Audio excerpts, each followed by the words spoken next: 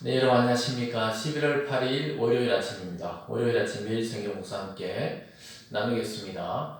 오늘 본문은 사사기 4장으로 넘어가서 1절에서 10절까지 말씀인데요. 제가 5절까지를 봉독해 드립니다. 에훗이 죽으니 이스라엘 자손이 또 여호와의 목전에서 악을 행하매 여호와께서 하솔에서 통치하는 가나안 왕 야빈의 손에 그들을 파셨으니 그의 군대 장관은 하로셋 학고임에 거주하는 시스라요.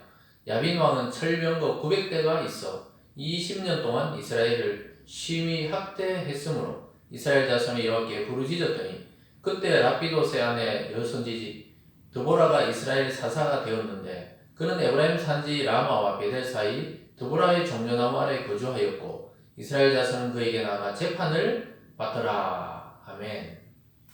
오늘 본문의 내용을 중심으로 여선지자 드보라라는 제목으로 말씀을 증거하겠습니다. 구약 성경에 몇몇 안 되는 그 여성의 그 영웅적인 이야기 중에서 그 믿음의 사람 오늘 드보라에 대해서 잠시 살펴보려고 합니다. 하나님은 이 사사 시대에 남성 지도자들만이 아닌 여성 지도자들에게 하나님의 성령을 부으셔서 또 이스라엘의 지도자로 삼는 것을 보게 됩니다. 인간의 구분으로 남성, 여성 구분하고 신분을 구분하고 민족과 민족을 구분한 것이지 하나님의 눈에는 모든 인류와 또 남녀가 하나님의 한 생명으로 보고 있다는 사실을 우리는 깨달아야 합니다.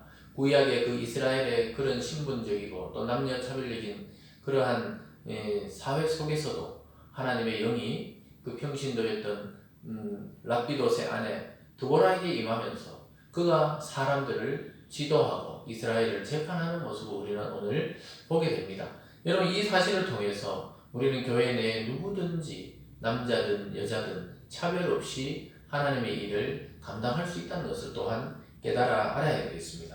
관습과 또 인간적인 그런 계획과 습관을 따라 지도자를 세우는 것이 아니라 하나님의 뜻을 따라 각 교회마다 또 각 나라마다 이 사람을 지도자로 세울 때 그것이 하나님의 선한 뜻을 이루는 것이 되는 것입니다. 오늘 첫 번째로 이스라엘이 또다시 범죄하고 징계받고 부르짖는 모습, 이 악의 순환을 또 보게 됩니다.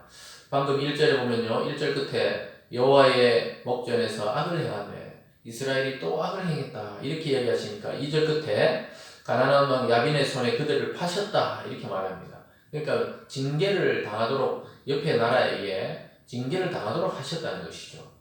그랬더니 3절 끝에 보면 이스라엘 자손을 심히 학대했으므로 이스라엘 자손이 여호와께 부르짖었더라. 여러분 이 패턴이 그대로입니다. 악행을 행하면 하나님이 징계하시고 또 구원해달라고 이렇게 부르짖는 것입니다. 여러분 혹시 우리의 모습이 이런 것은 아닌지 돌아봐야 합니다. 우리가 반복적으로 하나님 앞에 죄악을 행하는 것 아니면은 자기도 모르게 습관적으로 행하는 죄들을 완전히 끊어버리는 그런 일이 있기를 주님의 이름으로 축원합니다. 반드시 하나님은 징계하시는 이유가 그 자기 택한 백성답게 만들어야 하기 때문에 징계라는 방법을 사용하는 것입니다.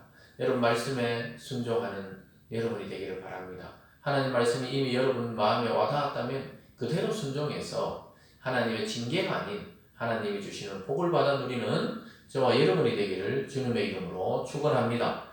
오늘 두 번째로 크게 보면 여선지자를 부르시는 하나님의 모습을 보게 됩니다. 여선지자 이렇게 표현하고 있습니다. 아마 여기서는 여러 가지 어려운 문제가 나오면 드보라가 대답해주고 또 말씀을 가르치고 기도해주고 이랬던 내용인 것 같아요. 그래서 보면 4절에서 오늘 끝절 10절까지 중에 4절을 보면 그때 라비도세 아내 이렇게 소개합니다. 누구누구의 아내였다는 것이죠. 평범한 여성 아내고 엄마였다는 것입니다. 또 여선지 드보라 이렇게 말합니다. 보통 남자 보고는 남선지자 이렇게 말하지 않는데 여선지자라는 것은 아주 드물었다는 것이요. 하나님의 말씀을 증거하기에는 누구나 할 수 있지만 구약에서는 주로 남성 선지자가 있었지만 여기서 여선지 드보라가 이스라엘의 사사가 되었다 이렇게 말합니다. 아주 특별한 경우라는 것을 보여주고 있으면서도 하나님의 은혜는 보편적으로 누구에게나 임할 수 있다는 것도 보여주고 있습니다. 그래서 그는 자기가 심어놓은 그 종려나무 아래에서 사람들이 오면은 재판을 해줬다는 것이죠. 그러면서 5절에 보면 그는 에브라임 산지 라마와 베델 사이 드보라의 종려나무 아래 거주하였고 이스라엘 자손은 그에게 나가 재판을 받더라. 그러니까 이 여기서든지 드보라에게 나가서 이스라엘 백성들이 재판을 받고 판단을 받았던 것이죠. 또 하나님의 뜻이 무엇인지 물어보았다는 것입니다. 그러면서 6절에 드보라가 사람을 보내 아비놈의 아들 바락을 납달리 게데스에 불러다가 그에게 이르되 이스라엘의 하나님 여호와께서 이같이 명령하지 아니하셨느냐 너는 납달리 자손과 스불론 자손 10,000명을 거느리고 다볼산으로 가라 이렇게 말합니다.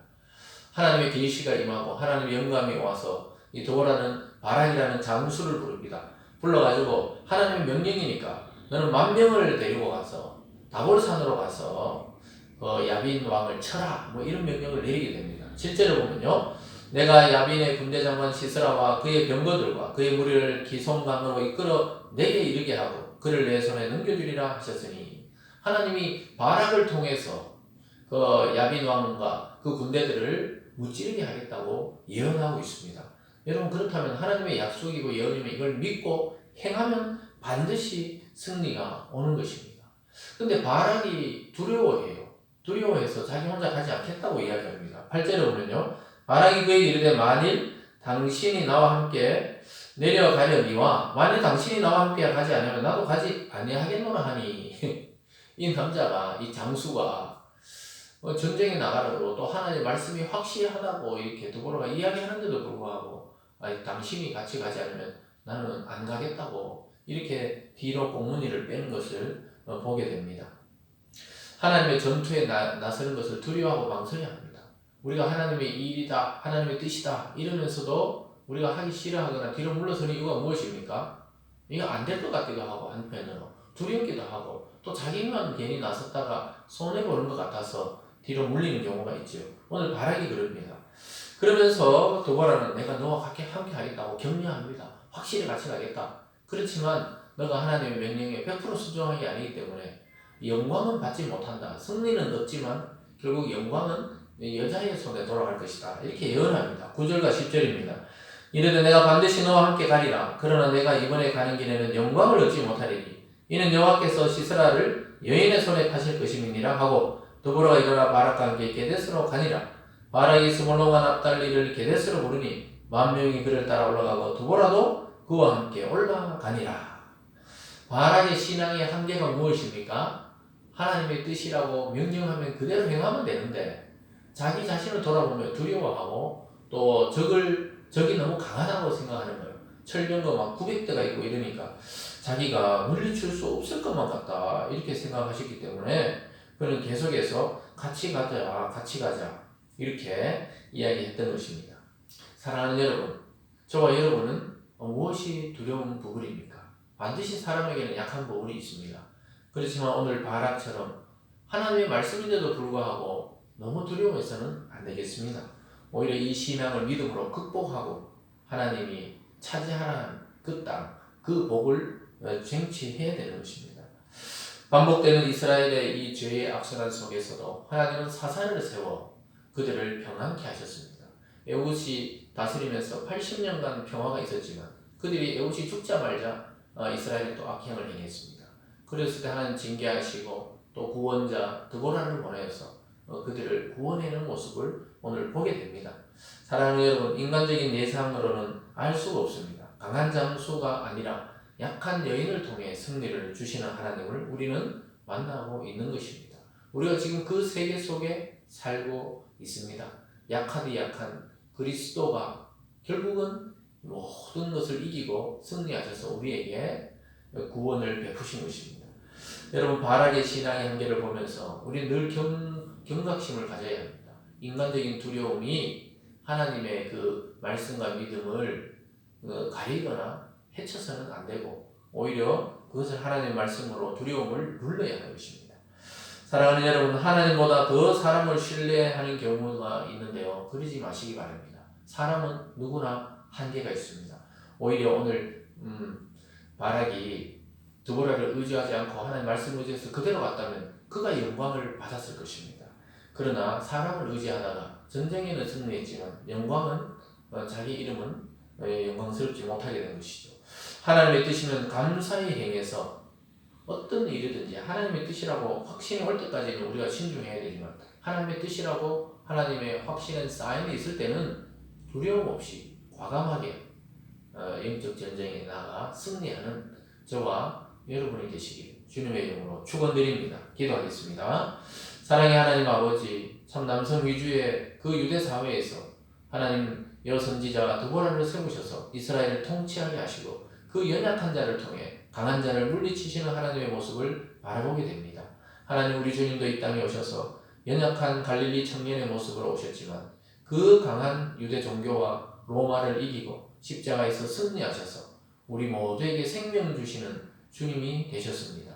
하나님 아버지, 우리도 우리를 돌아보면 약하고 두렵고 참 이 세상이 더 강해 보입니다. 그러나 하나님의 말씀은 영원하고 확실하다는 것을 다시 믿고 나아가오니 오늘도 우리에게 승리를 허락하여 주시옵소서. 감사드리며 예수님 이름으로 기도드리옵나이다. 아멘.